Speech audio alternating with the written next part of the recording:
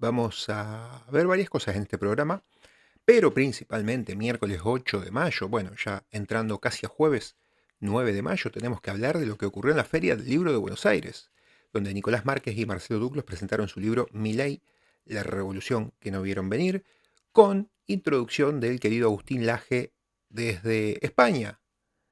Apareció en videollamada, digamos así, en teleconferencia y dio unas palabras antes de la presentación y conferencia de Nicolás Márquez y Marcelo Duclos también. Así que, bueno, vamos a ver eso principalmente y después vamos a ver un resumen de qué está pasando en Argentina. Este jueves 9 de mayo, acá en Argentina hay un paro general de transportes principalmente, que se pliegan algunos otros sectores, como el de los gremios de trabajadores del Estado y algún gremio más que no me acuerdo, pero bueno, todos gremios filoperonistas, filocastristas, izquierdistas.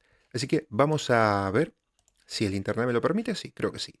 Vamos a ver entonces la presentación del libro Milei, la revolución que no vieron venir, de Nicolás Márquez y Marcelo Duclos, con introducción de Agustín Laje. Lo busqué y lo único que encontré ahora, en estas horas, seguramente mañana va a estar mejor subido por Nicolás Márquez o por Agustín Laje, seguro por Nicolás en su canal de YouTube, o a lo mejor por algún otro canal, pero bueno, ahora lo encontré de FIJAP, de Liberalismo al Palo, que estuvo en vivo transmitiendo hace unas horitas y lo vamos a levantar desde allí. Vamos a verlo. Hola. Bueno, entrando gente. ¿Lili entró? Sí. Lili entró, ¿no? Gracias. Pero también tenemos un invitado que nos dejó un saludo, que está de España. Le habría encantado estar en medio nuestro y es un gran referente y una definición de esta batalla cultural. Así que si los técnicos me dan el ok, Agustín Laje con nosotros en la pantalla. Por estar el día de hoy acompañándolos de manera presencial en un momento tan gratificante y tan importante para todos nosotros, pero por razones obvias no va a ser posible. Sin embargo, quería al menos saludarlos de manera virtual a través de este video. Y en ese sentido quiero empezar mandándole un gran abrazo a los autores del libro Milei, la revolución que no vieron venir. Por cierto, lo tengo aquí conmigo en España. A mi gran amigo Nicolás Márquez, a mi gran amigo Marcelo Duclos, un fuerte abrazo y felicidades por esta publicación, y también un enorme abrazo para el presentador de esta tarde que los honra allí con su presencia, Miguel Boyano. Pensar que hace apenas 2 años estábamos ahí mismo con Nicolás y con Javier presentando en ese mismo salón otro libro. Me estoy refiriendo a La batalla cultural de mi autoría, que se publicó precisamente en el año 2022 y que pudimos compartir los tres en aquella oportunidad en escenario. Recuerdo que por entonces Nicolás dijo unas palabras que en ese momento para muchas personas sonaban exageradas, pero fueron premonitorias. Dijo algo así como que él podía decir que anteriormente había presentado libros frente a expresidentes, pero que esa era la primera vez en que estaba presentando un libro frente a un futuro presidente.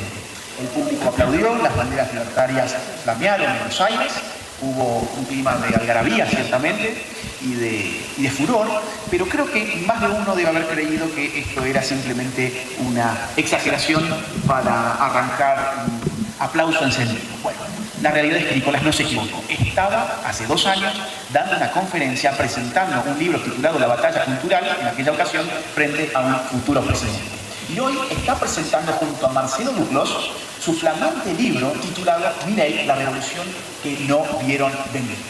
No voy a hablar del contenido del libro, que es maravilloso, es un gran libro, se lee muy fácilmente y realmente vale la pena, así que espero que lo lean y que lo recomienden.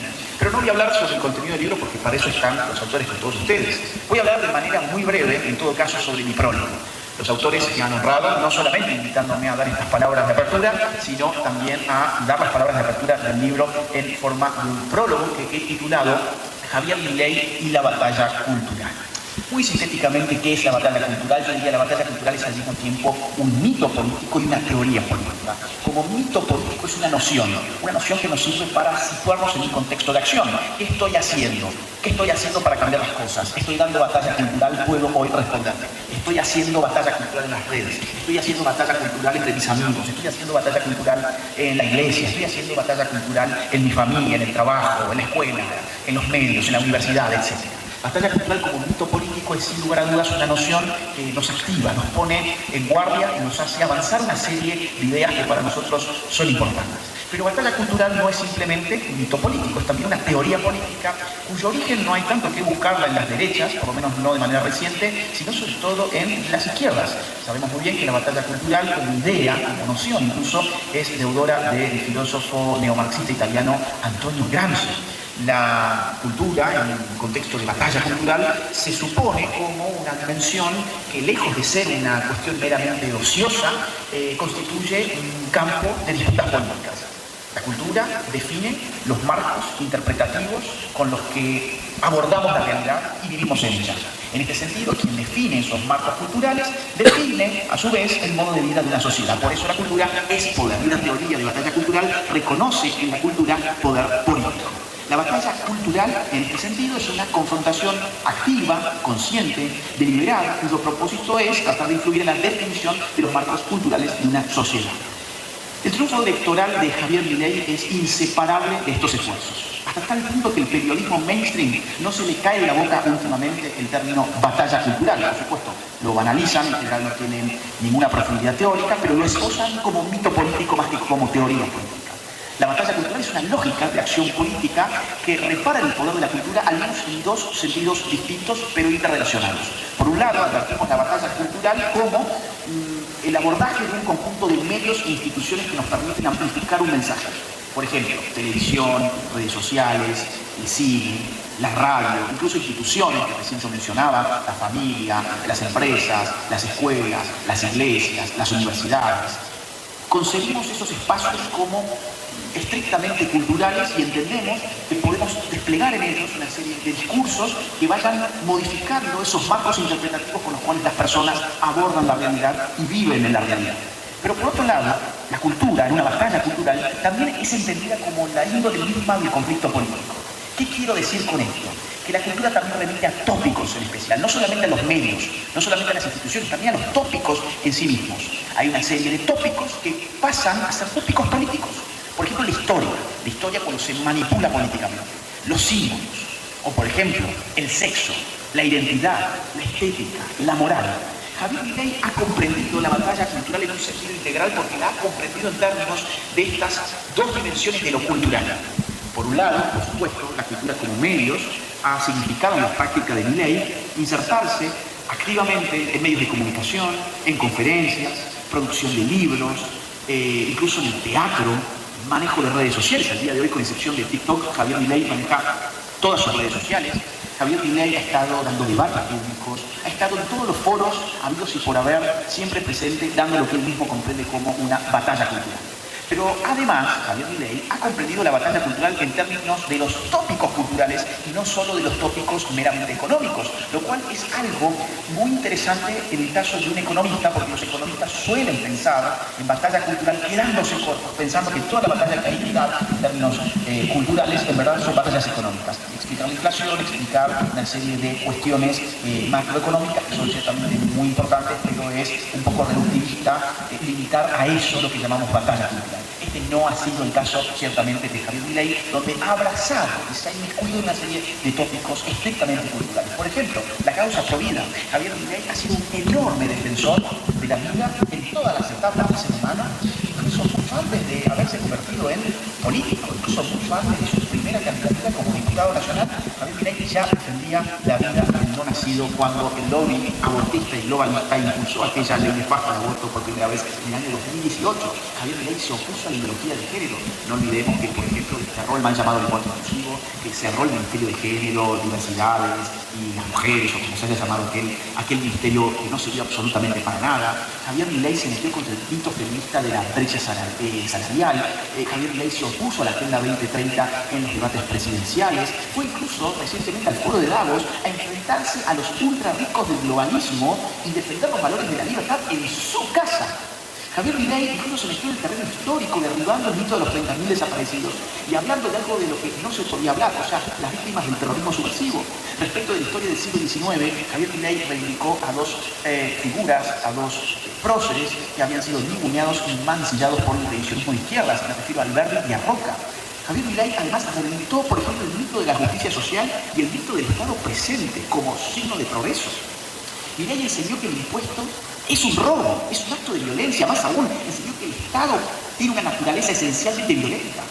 Milei enseñó que la inflación es un fenómeno monetario y ya sobre estos temas no hay prácticamente discusión. No hay prácticamente discusión, salvo obviamente por minorías ruidosas que no quieren perder sus privilegios. Miren, no quiero quitar mucho más tiempo de la presentación de los otros ponentes, solamente cierro con una anécdota. El otro día tuve la suerte de compartir un rato con Javier y poder conversar con él, y dijo algo que me impactó y que tiene que ver con lo que estoy hablando. Me dijo lo siguiente: hay que seguir dando batalla cultural. Apenas ganamos un set, no nos podemos dormir en los laureles. Apenas llevamos un set, esto no se terminó. Hay que, mucho más que antes, ir hacia adelante con batalla cultural. Entonces, yo espero que este libro, y estoy seguro que va a ser así, sirva para que sigamos animados en el rumbo de la batalla cultural para hacer de la Argentina un país grande otra vez. Gracias a todos ustedes y gracias a los autores que escriben para Make Argentina Great Again.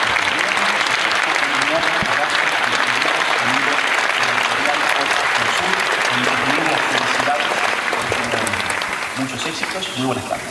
Gracias, Agustín Laje. Bueno, espero que haya llegado un poquito el aplauso hasta allá. Vamos a seguir ahora con los oradores. Va a tener la palabra nuestro querido Nicolás Vargas. Sí, no sé si tenía retorno de sonido. Muy buenas noches, muchísimas gracias a todos. Muchas gracias a los diputados, a toda la gente de la Libertad Avanza, a la Lidia, lo estoy viendo Gerardo, Nicolás Melorás, muchos otros. Sería demasiado, un poco injusto lo que estoy haciendo porque estoy señalando a los que veo, a pesar del flash, y probablemente no mencionando a otros que están presentes y quedando mal con ellos. Primero quiero agradecer a los medios de comunicación que me hicieron ganar esta semana tantos amigos. Me suponen fan de... Recordemos que de la entrevista que vimos el otro día de Tenenbaum salieron muchísimos recortes y medios, obviamente, bajados del globalismo y de la progresía a pegarle a Nicolás Márquez por homofobia, como siempre, acusándolo de lo mismo a él, a Agustín Laje, siempre con el mismo discurso. Incluso, después hubo entrevistas a esos periodistas, o parte de esos periodistas que estaban en esa entrevista, en contra de Nicolás Márquez, entrevistas a esos periodistas para pegarle y seguir hablando de Nicolás y de todo lo referente a ellos y a la bajada de línea que le imponen desde la progresía, pero no del libro, ni siquiera de escuchar argumentos, simplemente era una cuestión de índole de juicio moral hacia los dichos de Nicolás Márquez y hacia Nicolás Márquez también, como acusándolo con esta falacia del hombre de paja. Así que bueno, nada, quedó demostrado ahí en la entrevista que vimos, que está acá en estos videos que vimos últimamente, creo que fue el último que subí, está acá en el canal, que la entrevista está completa y la pueden ver, que en argumentos no tenían nada para decirle a Nicolás en esa entrevista de esos 4 periodistas. Roberto Carlos. Pero en realidad la reacción me parece muy saludable, porque cuando yo fui al programa de Ernesto Tenenbaum, que quiero aclarar, él me anticipó cómo iba a ser la tónica del programa, lo hizo con mucha honestidad periodística, y que si yo no quería ir estaba perfecto, o sea, pero si iba a ser ese el ambiente. Y la realidad es que la reacción negativa se dio porque no me entró una sola bala en la cuna del progresismo donde estaba arrinconado.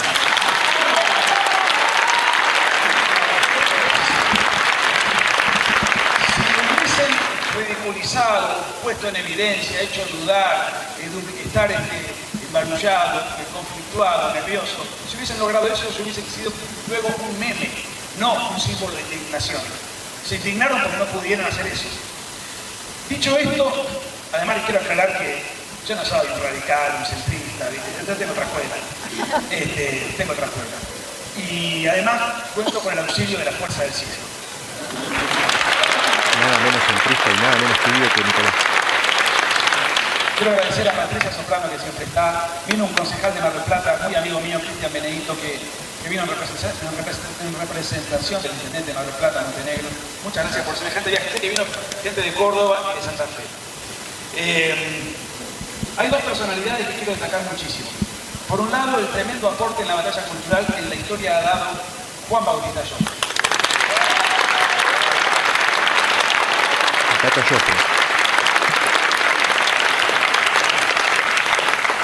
Y luego me siento muy orgulloso de que esté presente alguien de quien he aprendido durante toda mi vida, me marcó a fuego su sapiencia, inconmensurable sapiencia, solo comparable con sus virtudes humanas, Vicente Mazzoso.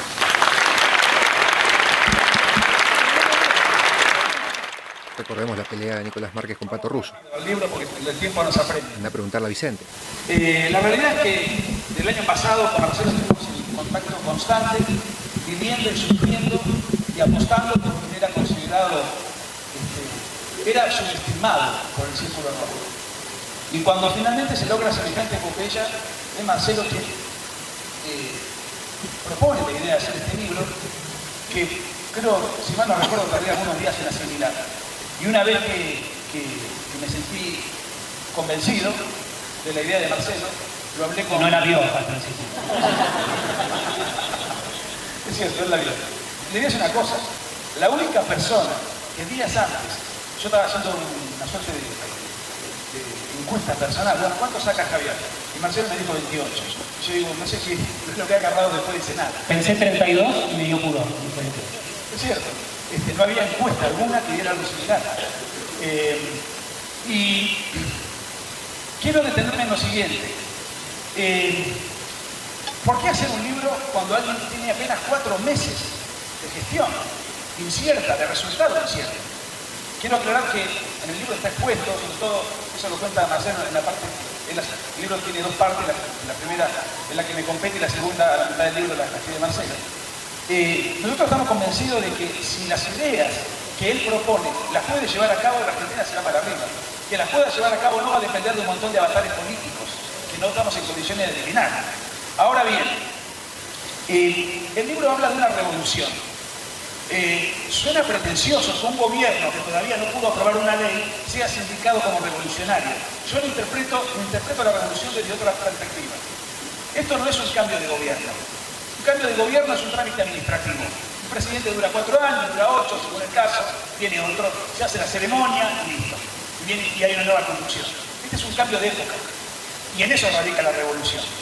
¿En qué sentido?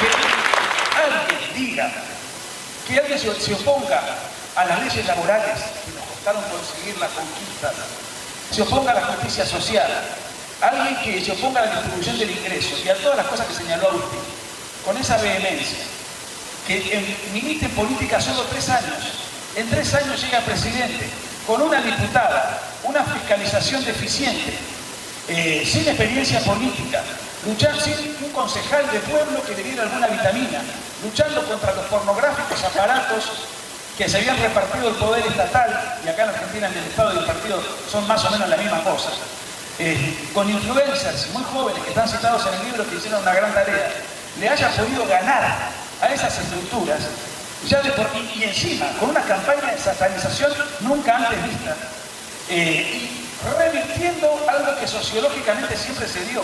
Si vamos a la historia relativamente reciente, es decir, del 83 para acá, ideas más o menos similares a las de Javier eran solo bien vistas en ambientes exclusivos, en clases altas, tenían sus diputados, tenían sus votos, pero siempre era un partido minoritario oriundo de un ambiente de determinada condición elevada. Javier Milei cosechó todos los votos en los ambientes más vulnerables. O sea que esta revolución además es idiosincrática, con un agravante. Fue el único político que no dijo, vótenme a mí que yo les voy a dar esto, lo otro y aquello y lo demás allá en un plazo rápido. Les dijo, para dejar de sufrir hay que seguir sufriendo, incluso peor de lo que estamos sufriendo. Y al final del túnel habrá un camino. Entonces, ¿en qué consiste el cambio de época? La gente votó para estar peor, pero con la esperanza de que con ello luego va a tener una nueva Argentina. Esto no se vio nunca. Recuérdenlo, Alfonsín. ese léxico discursivo que decía de la noche a la mañana se abren las fábricas. O sea, una cosa casi voluntarista, inmediata. El propio Menem, llego al poder y doy el salariazo, la revolución productiva. No tiene que ser una crítica a los gobiernos. Digo, ese es el discurso de campaña y siguió siendo hasta ahora. Pero aparece Milei. Ahora, ¿por qué el Milei no? Bueno, como siempre dice Vicente Mazón, los asuntos políticos no son monocausales, sino multicausales. Pero yo encontré una explicación, hay muchas otras, que a mí fue la que me pareció la más gravitante. Y se la escuché y la transcribo. Se la escuché en un reportaje que le hace un periodista de izquierda que no tiene ninguna simpatía por Milei. Pero explicaba el fenómeno Milei antes de que Milei gane la paz. ¿Por qué Milei? Y dice, miren, le decía él al periodista, Gabriel Levinas, le decía, si yo escucho, todavía no se habían suscitado las pasos. A la reta, escucho a alguien coacheado, ensayado, con un discurso prefabricado, que dice lo que cree que le conviene, o dice lo que le dijeron que diga. Escucho a Miriam Bregman y es más o menos lo mismo. Escucho a Bullrich en su momento y era lo mismo, Massa era lo mismo, y así sucesivamente. Y lo que dice Milei, decía Levinas, aunque yo no decía nada, lo que él dice, cómo lo dice, su actitud corporal y su manera de gesticular, es coincidente. No es alguien que está ensayando. Y la gente, sobre todo más pobre, ha agudizado el aspecto emocional. ¿Y qué ve en Milei? Este tipo no me está mintiendo. Este no me quiere estafar. Lo voy a votar. Después, obviamente, mucha gente lo habrá votado por las ideas. Pero muchos lo votaron porque lo consideraron el más transparente, el más creíble, y se hartaron del político profesional, que eran todos más o menos estandarizados, más o menos por los mismos focus grupos. Hay una característica de un pasaje que les voy a leer muy brevemente, que para mí pinta de cuerpo entero la personalidad de Milei. En un reportaje, un año atrás de ser presidente, Milei dice que si fuese presidente bajaría 5 puntos el PBI en una planta. Y agrega, lo que yo propongo hacer si llego a ser presidente es hacer todos los ajustes que tenés que hacer. Y si te tenés que bancar la recensión, te la bancás. Y si te tenés que bancar que todo el día te digan de todo, te lo bancás. El mejor ejemplo de la historia es Carlos Pellegrini. Él asume en medio de una crisis furiosa y ¿qué hace? Hace todos los ajustes y paga todos los costos políticos. Cuando termina su presidencia, va a salir por el Congreso, vivía a 2 cuadras del Congreso, se dice, no camine, presidente, por la puerta principal porque hay mucha gente enojada con usted. Y él dice, no, yo hice lo que tenía que hacer. ¿Y qué hace? Se abrocha el frac, calza la galera, toma el bastón, sale por la escalera, yo para la historia de Javier un año atrás, y caminan a 2 cuadras y le dicen de todo, enfatiza. ¿Cómo lo recuerda la historia? Como el piloto de tormentas. Eso es lo que vengo a proponer. Yo vengo a hacer lo que hay que hacer, vengo a cumplir la labor de Pellegrini en el siglo XXI. A mí lo que me impactó es lo siguiente. El político tradicional, que podría ser el político casta, su máxima aspiración es llegar a presidente. Ahí ya llegará, pero no, hace toda la carrera hasta que llega a presidente. Para Milei, probablemente, como todos tenemos una cuota de validad, su máxima aspiración no es ser presidente. Es un instrumento para cambiar la Argentina. No la puede cambiar si no es presidente. Entonces todavía no logró su máxima aspiración. Recién la está iniciando, está en instancia aceptante. Entonces, independientemente de que él se vaya del poder, con aplausos o con insultos, como se fue Pellegrini, yo creo que él va a sentirse satisfecho consigo mismo si logra hacer lo que tenía que hacer. Como decía en esa nota que está en YouTube, que le hizo un año atrás. En otro punto que me parece interesante, no sé si estoy con el tiempo, Andrés, si me podés controlar el tiempo, porque no quiero quitar tiempo a los demás, y con el Pablo y todo esto estamos a contrarreloj. Pero muchos lo acusaron de lírico, utopista, un hombre teórico que leía literaturas convenientes, pero que desde el punto de vista político eso no podía ser llevado a la práctica. La conferencia tuvo que ser un poquito adelantada y apurada y recortada porque, como les dije antes, va a haber paro de transporte y de varios gremios más mañana jueves 9 de mayo en Argentina, y varios de esos paros arrancaban a las 12 de la noche del 9 y algunos un poco antes, incluso a las 10 de la noche del 8 de mayo y algunos a las 8. Entonces, esta conferencia que iba a ser a las 8:30, esta presentación del libro, tuvo que adelantarse unos minutitos, apurarse, no arrancar pasadas las 8:30 ni cerca de las 9, incluso cortada un poco antes, porque bueno, la gente después necesitaba a lo mejor un transporte público para llegar a casa, necesitaba algún medio de transporte que después tal vez no iba a tener pasando las 12 o las 10 de la noche. Entonces bueno, por esa razón tuvo que ser un poco ágil esta conferencia y presentación.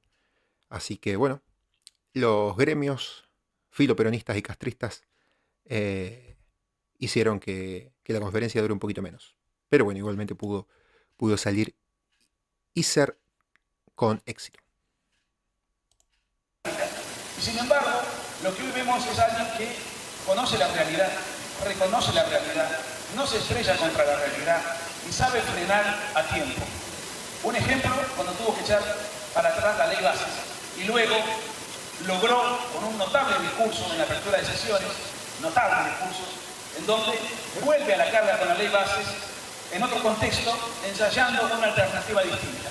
Eso, Javier Milei es alguien que, fíjense, él dio la batalla cultural varios años y en un momento alguien le dijo, Milei, todo bien vos con la batalla cultural, pero la gente cuando va a votar no está tu boleta. Y eso le hizo un clic y dijo, ahora voy a dar la batalla política. No conozco a alguien que dé primero la batalla cultural y después la batalla política, porque en realidad hay diferentes roles. El que está preparado para una cosa no necesariamente sirve para la otra. Y sin embargo él ha hecho las dos cosas, llegó a presidente y llegando a presidente ha demostrado no ser un utopista, ha demostrado tener un profundo sentido de la realidad a pesar de que tiene una musculatura política objetivamente débil y que era algo observable y que sabíamos. Por eso me parece un mérito adicional. Ahora, con Marcelo acá hicimos algo que a nosotros, esto va a queda firmado. Nosotros lo hicimos y vamos a quedar pegados con este libro para siempre. Y yo dice, bueno, ¿por qué te jugás quedando pegado con algo que a lo mejor te puede manchar?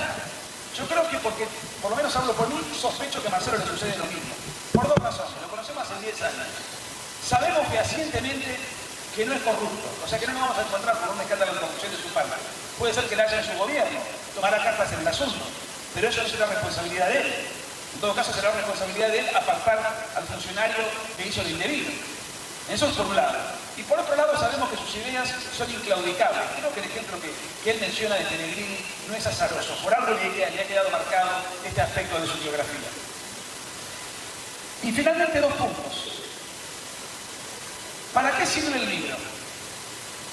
Bueno, yo creo que en la parte que me toca a mí sirve para entender a Javier Milei, porque creo que no lo entienden. Y voy a poner un ejemplo rápido, que está en el libro retratado. El debate con Massa. Todos los que nos sentimos politizados, no sé si lo mismo le pasó a Miguel, pero con Marcelo eso nos pasó con Agustín. Sentí que estábamos constantemente interactuando y analizando y estudiando, sentimos que perdió. Yo recopilo unos 40 o 50 titulares de diario en Argentina y del exterior y en todos hablaban de la pérdida de Milei. En contraste, todas las encuestas de todos los canales donde se transmitió el debate, Milei arrasó. Y él explica las razones. Yo no hice el debate para el Círculo Rojo, que no la vio. Hice el debate para el gran público. Yo necesitaba remontar 7 puntos de diferencia y para tal fin elaboré una estrategia que está explicada en el libro. Entonces, por un lado sirve para entender quién es Milei, su psicología, sus influencias rockeras que son visibles y estéticas, deportivas que también hacen una determinada actitud psicológica, pone muchos ejemplos deportivos que lo han marcado como apotegmas de sabiduría. Y la parte de Marcelo sirve para entender qué es lo que ha leído Javier, en qué lo ha marcado y a partir de eso, cómo pretende llevar esas ideas a la práctica en la medida de las posibilidades y limitaciones de la política práctica. Es decir, por un lado entender la persona de Javier, que no es un político que debe ser estudiado con los cánones tradicionales, ha roto con todos los manuales politológicos, con todos los genios del marketing político, etcétera, etcétera, etcétera. Y además, con una ideología tremendamente disruptiva que muchos no pueden captar exactamente de qué se trata y se les complica incluso defenderla. Parece que tenía desconectado el micrófono. O en los debates. Frank. Entonces, desde ese punto de vista, la segunda parte del libro creo que cumple una clave central porque está escrito en un lenguaje súper ágil para el entendimiento masivo, no para economistas que suelen hablar con un lenguaje técnico intrincado, sino de lenguaje muy popular, apelando al sentido común y teniendo como título la famosa frase de Milei y después el desarrollo de a qué se refiere Milei cada vez que esboza estas palabras. ¿Estamos, no? Entonces termino con una frase, dentro de la cual quiero invitarlos a todos a que lean el libro y de esa manera se sientan más convencidos y puedan persuadir a los amigos, a los círculos que uno frecuenta, porque va a haber que aguantar. Y para aguantar hay que tener convicción. Y para tener convicción hay que tener argumentos. Aguantar, ¿qué significa? Una crisis de proporciones. que ese es uno de los capitales políticos que tiene Milei, que no se le caiga el consenso. Para que no se le caiga el consenso hay que tener millones de personas convencidas. Para tener millones de personas convencidas tenemos que convencer. Y para convencer tenemos que saber con qué tenemos que convencer, con qué herramientas. Entonces, en este sentido, hay una frase de Escribá y Balaguer con la que cierro, que me gusta muchísimo y que me parece que Javier tiene mucho que ver con eso. Si un hombre transige en cuestiones de honra, moral y fe, es un hombre sin honra, sin moral y sin fe. Muchas gracias.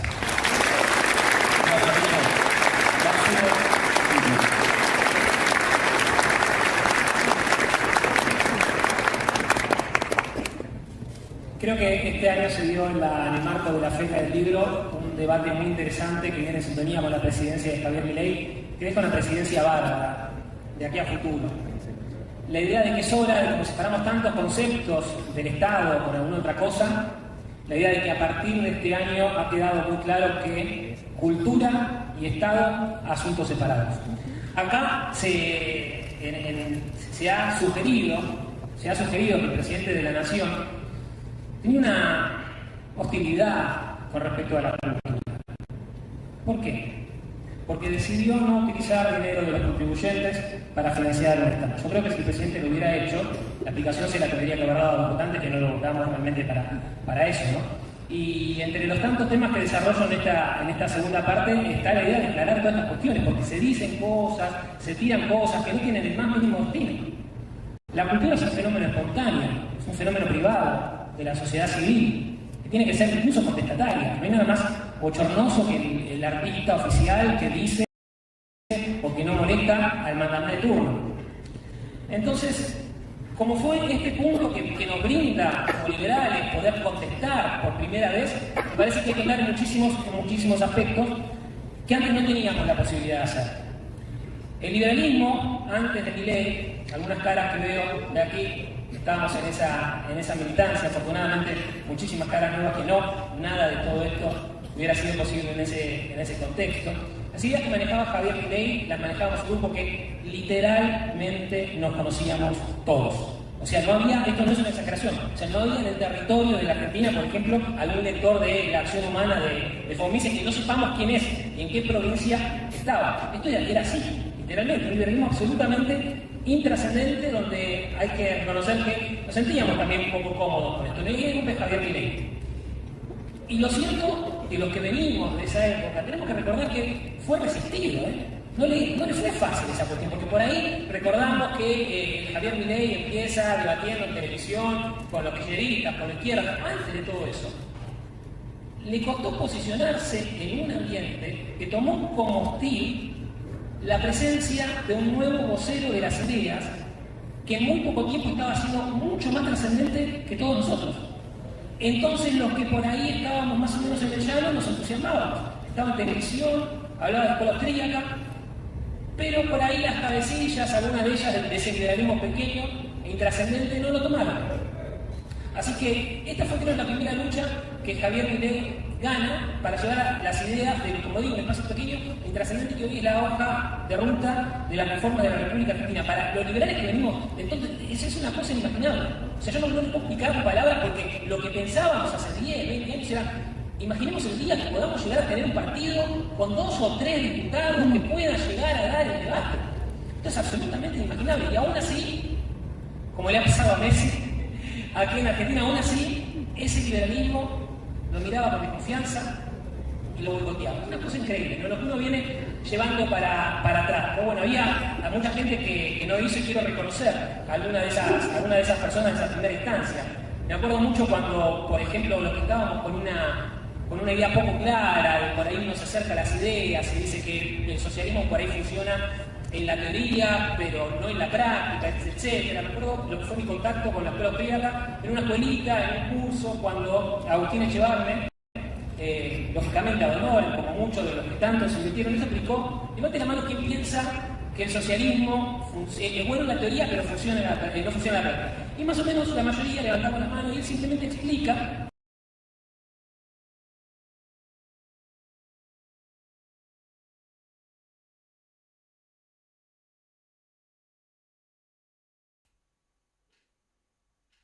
Bueno,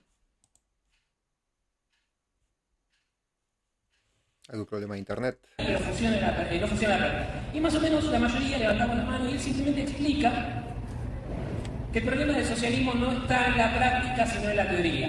Porque cuando los socialistas pretenden terminar con la propiedad privada sin saberlo, sin buscarlo, sin discutirlo, termina con el sistema de precios. Si al no haber sistema de precios, no hay asignación de recursos. Y si no hay asignación de esos recursos suficientes, no hay planificación centralizada. Entonces el socialismo fracasa desde la teoría y por eso llega fallado a la práctica. Entonces me quedo así y salgo a buscar la acción humana de forma y dice, no lo encontraba, pero por ningún lado. Era imposible. Eran todas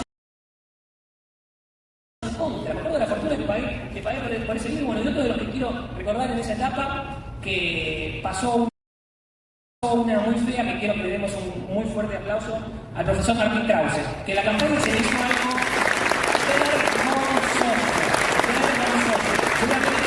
Martín es uno de los mejores, es una de las personas que invirtió, que se asomó un poquito y vino la picadora de carne con una estupidez a castigarlo. Y bueno, esa es la corporación, esa es la caja que ataca. Entonces quiero reconocer a los diputados, a los que están ahí. Pienso que el expresidente dijo hace poquito que los que puedan llegar a votar, con el nerviosismo que hay con el tema del voto, están muy nerviosos. Me parece un lindo indicio. Dijo que los senadores que lleguen a votar por la ley base serán expuestos a causas judiciales, etc. Un compañero de él escribió un libro en el año 1985 y está diciendo burradas. Los diputados que ya votaron esto y los senadores que lo voten, lo único que les espera es su letra en oro en la historia de la Argentina. Le han devuelto a la Cámara de Diputados la honorabilidad que dice. Lógicamente la transición de donde el gobierno intenta ir, de la tierra arrasada que ha heredado y hacia donde va, muchas veces se dice. El presidente dijo en campaña que el ajuste era para la casta, pero lo estamos pagando todos. Acá me parece que hay una cuestión importante como para llamar la atención, porque lo cierto es que el ajuste fue sobre la casta. Hoy por hoy, gobernadores e intendentes no cuentan con recursos discrecionales para hacer recitales, o si lo hacen van a tener que dejar de hacer otras cosas. Los medios de comunicación no cuentan con recursos para pauta oficial. La gente que trabajaba en medios públicos va a tener que salir a someterse al mercado como el resto de nosotros que lo hacemos allí.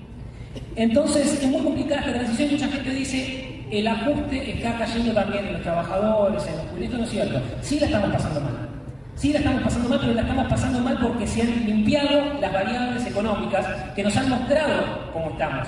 Se ha quitado el velo de la situación que nos dejaron. Lógicamente, esto no es sencillo, porque, por ejemplo, el DNU entra en vigencia, se termina con la estupidez de la ley de alquileres y aparecen de la noche a la mañana, como todos imaginábamos, los departamentos en alquiler. Ahora, lógicamente, es válido decir que mucha gente no está ni siquiera en condiciones de pagar un alquiler, y eso es una realidad. Y la política sí tiene que dar una explicación, pero ¿quiénes son los que tienen que dar la explicación para revertir esta situación? Los senadores que están por votar. Ahora, dentro de muy poquito, si Argentina va a decidir irse por el camino de la inversión, del crecimiento económico, del desarrollo, o si van a seguir apostando por la cuestión de que mientras peor, mejor para boicotear. Acá no hay ningún presidente que se vaya a ir en helicóptero, y el que está acá, los que nos conocemos, les puedo asegurar que muertos lo van a tener que sacar de ahí. Los senadores y los diputados fueron los que aprobaron en su momento la ley de alquileres, con la cual salieron de oferta muchos departamentos y viviendas que pasaron a ser venta, que muchas de esas propiedades fueron compradas por los políticos que tenían plata y dólares como para ir a comprarlos, y al disminuir la oferta aumentó el precio y bueno, fue bastante costoso ese momento del impulso de la ley de alquileres que encareció los precios.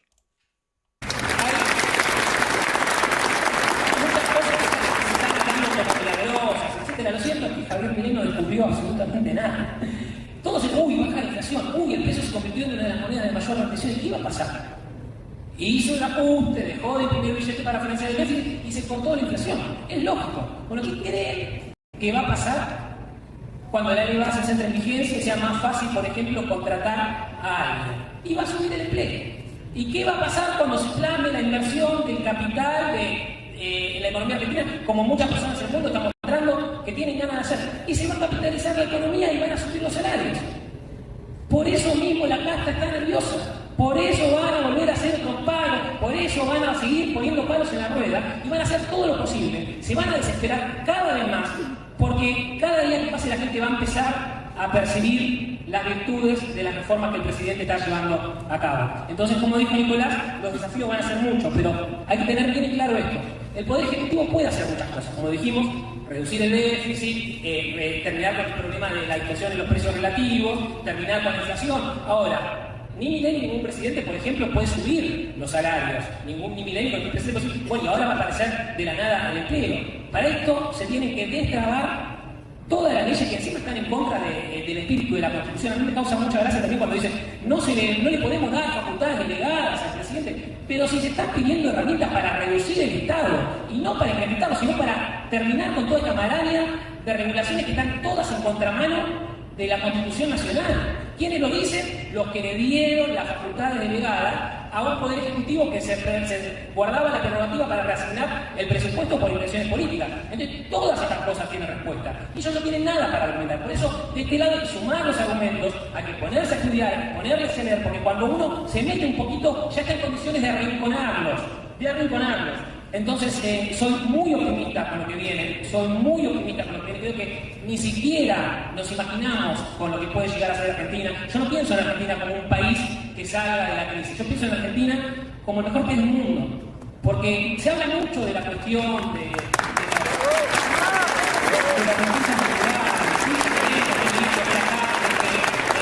que la soja, que todo. Hay una cosa que los analistas no suelen tener en cuenta. Somos sobrevivientes los argentinos. ¿Por qué cuando el argentino va a un bar en España se da cuenta que es el que mejor se mueve? Y porque el tipo, cuando tenía 18 años acá, tenía en la cabeza un máster de finanzas para ver cómo tenía que pagar la tarjeta de crédito. Acá un emprendedor tiene unas herramientas absolutamente inimaginables que no maneja el gerente de una empresa en Alemania, donde no tiene los problemas con la moneda, con el estado hostil, con todas las cuestiones. Así que Argentina sí tiene todo lo que ya conocemos, pero además tiene el mejor recurso humano del mundo. Argentina tiene un futuro hermoso, así que no les puedo asegurar la responsabilidad de Argentina si no hacemos las cosas bien. Así que a leer, a estudiar, a redoblar los argumentos, porque realmente por primera vez hay esperanza. Así que gracias a todos por venir. Cuando había repite una frase, es necesario repetir tantas cosas y bueno, no sé otras ideas, pero lo cierto es que el liberalismo es el respeto irrestricto al proyecto de vida del prójimo de todos. Love is love. Gracias, Marcelo. Por Miguel a cerrar y después en un minuto digo cómo nos vamos a organizar. Bueno, voy a hacer un truco petizo, que es parar. Un truco escénico también. Bueno, primero que nada quiero agradecerle a Nicolás y a Marcelo el gusto de ser presentador del libro y también darme el espacio de cerrar. Y pensé bastante qué cosas decir. Y me gustaría contarles otro costado. Quien habla Marcelo Duclos, autor del libro junto a Nicolás, y ahora habla el economista Miguel Bogian. Algo más de 10 años. Pero compartí distintas cosas. Y les quiero contar, por lo pronto, cómo lo conocí. Me acuerdo una noche, creo que eran las 11 de la noche de un día de semana, le escribí por Facebook, creo que era más tarde, 11:30. Le escribí porque lo había visto en un programa, le dije, tal, me respondió enseguida y me dice, ¿estás estudiando? ¿Podés hablar? Sí, son 11:30, estaba mirando el patrón de mal y la conversación no terminó hasta las 1 de la mañana. Una catarata de mensajes, de cosas, en las cuales me recomendó un montón de libros que por supuesto compré pero no leí. Porque uno cree que cuando compra un libro se automáticamente incorpora ese conocimiento. No, lo deja ahí y dice, sí, más o menos se pasará. Pero lo primero que vi con eso es que era una persona de gran generosidad, porque realmente él no me conocía y me estaba brindando un montón de cosas. Incluso me estaba presentando gente, honestamente no nos conocíamos, había sido solamente un contacto por redes sociales. La segunda anécdota que les quiero contar tiene que ver con un chat que no sé si escucharon hablar alguna vez, que creo que lo armó, bueno, ya no sé quién lo armó, creo que Diego Giacomini. que se llamaba De Morondanga Model. Y en ese chat estaba Javier Milei, estaba Diego Giacomini, José Luis Estar, estaba Guillermo Nielsen, Pauca Cotorno, Manuel Adorni, bueno, algunos más, también estaba Ramiro Castiñeira. Y en ese chat compartíamos un montón de cosas, quién iba a la tele, Agustín Echevarría también estaba, quién iba a la tele, a qué programa iba a ir, poníamos un tweet ahí y todos le daban retweet. Javier era muy generoso, José Luis también era siempre muy generoso, todos daban retweet. Y un día, no me olvido, fue en febrero, no me puedo acordar el año, había algo típico que hacía Mauro Viale cuando te invitaba a la tele y eras alguien no conocido, que a mí por supuesto me lo había hecho, pero también se lo estaba haciendo a Javier porque por supuesto en ese momento tampoco era conocido. Y les digo que era un domingo, que hacía un calor animal. Y alguien dijo, ¿alguien quiere ir a Mauro Viale? No, ni loco, ¿para qué ir a Mauro Viale? Si después te deja ahí, no te hace ni hablar. Y Javier fue. El programa duraba 3 horas. Por supuesto Mauro Viale te decía que fueras a las 2 de la tarde. Con suerte hablabas a las 4:55. No sé porque me pasó. Y hablé 30 segundos. Pero bueno. Él fue ese febrero a las 2 de la tarde y no habló. Y yo creo que estaba más enojado que él. Y dije, no puede ser este tipo, qué locura. Y él respondió, bueno, varios respondieron que estaban enojados. Y él lo que dijo fue, bueno, esto es el mercado, qué sé yo. No me dio el espacio porque creyó que había algo más importante, pero lo más importante todavía es que si nosotros no estamos, ese lugar lo va a ocupar probablemente alguien de izquierda. Así que yo voy a ir, aunque no tenga siquiera la posibilidad de hablar. Y me quedé callado y dije, esta lección la tengo que anotar. Porque fue una gran lección de humildad.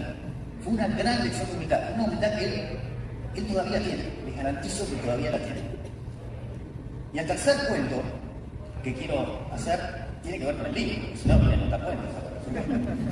Buena anécdota. En una de las cosas que más me sorprendió, cuando Nicolás cuenta que Javier había estado siguiendo la escuela en clase, conoce determinadas cosas de microeconomía, y en determinado momento lee a la escuela austríaca y dice, ok, todo lo que enseñé en los últimos 12 años está mal, lo tengo que cambiar. Y creo que ese también fue un momento definitorio para él, porque fue el momento en el que empezó a ver la economía desde otro ángulo, e incluso de un modo mucho más amplio, que es lo que marca Rothbard, ¿sí? Que va mucho más allá de la economía. Y eso también es un acto de humildad y también, yo me animo a decir que es un acto que lo ha definido él como persona. Y acá quiero pasar a ustedes. Les voy a contar un cuento mío, pero quiero pasar a ustedes porque quiero saber qué cosa las puede definir a ustedes como persona y qué cosa puede colaborar para que esa definición de ustedes como persona ayude a que el país mejore y cambie. Mi cuento es de diciembre del año 98. El año pasado se cumplieron 25 años. Bueno, yo tuve un accidente de auto, sintéticamente, que estuve 10 días en coma. ¿Ok? Esto lo saben, bueno, por supuesto la gente más cercana lo sabe. Fue bravo. Y uno cree que en el coma inducido la gente no se acuerda. Tengo un mensaje, se acuerda, la gente se acuerda. Y yo me acuerdo mucho de muchos de esos pasajes que viví. Y ese fue mi momento definitorio, porque definitivamente tuve que luchar por mi vida. Marcelo hablaba de ser superviviente, ¿no?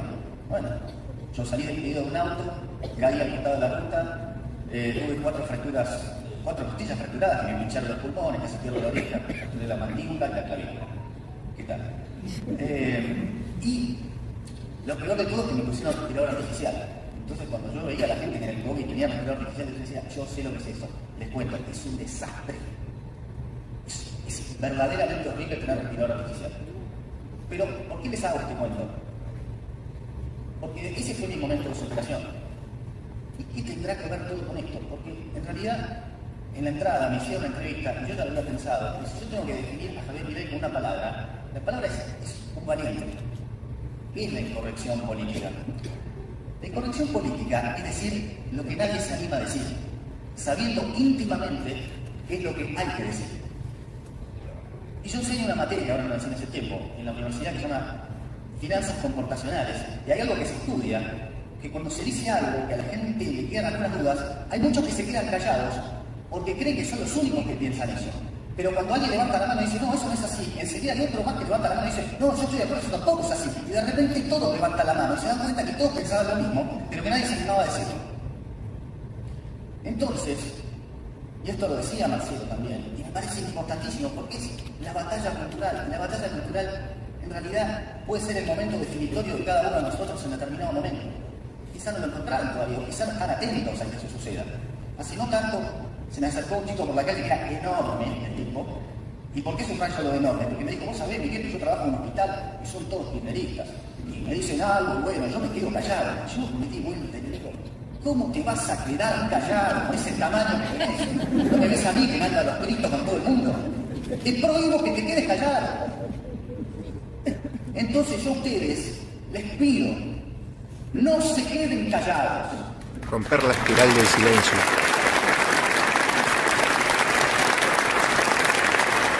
En realidad es más que pelo, es una exigencia, es un reclamo. No podemos quedarnos callados. Porque créanme, cuando ustedes se quedan callados, le están dando el espacio al otro y probablemente haya otro que también está en la duda. Entonces, les queme adentro y griten, no se queden callados, levanten la voz. Y sobre todo, y ante todo, está prohibido tener vergüenza. Porque total, después nos morimos todos. No hay vergüenza, qué estupidez atómica. No existe tener vergüenza. Por supuesto, en algún momento todo el mundo tiene vergüenza. Mi hijito tiene 2 años, esperando ahí, ya está, viejo, crecimos. A no tener vergüenza. Por favor. Porque al final, la valentía es lo que nos puede definir. Y ese no tener vergüenza y poder encarar a la gente cuando uno está en desventaja numérica es lo que nos puede definir. Y por eso, naturalmente, quiero terminar con el pasaje de Macabeos 3:19, porque la victoria en la batalla no depende del número de soldados, sino de las fuerzas que vienen del cielo. ¡Viva los Martes! ¡Viva la CDU! ¡Viva la libertad!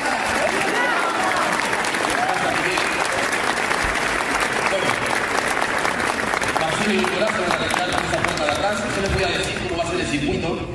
Sí, ahí va a estar Samuel que nos va a indicar. Aprovechen, yo me debo como editor a aquellas personas que viajaron de muy lejos para que se lleven un libro firmado. Así que aprovechen a comprar el libro y se le va a señalar el circuito en donde se va a firmar, que vamos a firmar acá atrás. Agustín Laje dice, siempre me toca firmar en la calle. Acá va a haber 2 que también van a tener que firmar en la calle. Así que como decía Miguel, seamos valientes, aquellos que quieran la foto, la firma, van a estar firmando acá sobre el vulcán y aprovechen ahí para comprar el libro. Muchas gracias a todos y seguimos acá afuera.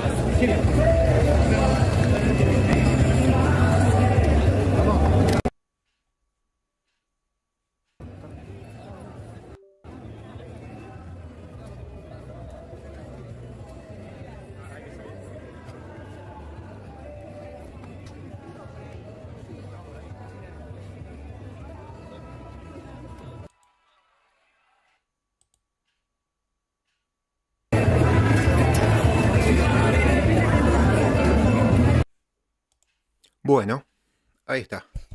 Quedé unos segunditos medio parado porque se me habían desconectado los USB que tengo conectados, por ejemplo el del mouse, que no podía moverlo, y se había desconectado lo que era el auricular. Por eso las últimas palabritas del presentador no las pude escuchar. Pero bueno, imagino que algo de los libros que van a firmar ahora. Bueno, finalizamos con esta parte de la presentación del libro de Nicolás Márquez y de Marcelo Duclos, del libro Milei, La revolución que no vieron venir, que seguramente va a estar subido en mejor calidad mañana o en los próximos días o en las próximas horas. Pero bueno, lo más rápido que pude hacerlo, porque esto recordemos que fue hace 4 horas, lo más rápido que pude buscarlo es de acá de Fran Fijap, de su canal, que fue en vivo y lo subió y lo transmitió en vivo. Y además hizo otras entrevistas y demás. Pero bueno, yo quería ver esta parte. Y ahora vamos a cambiar.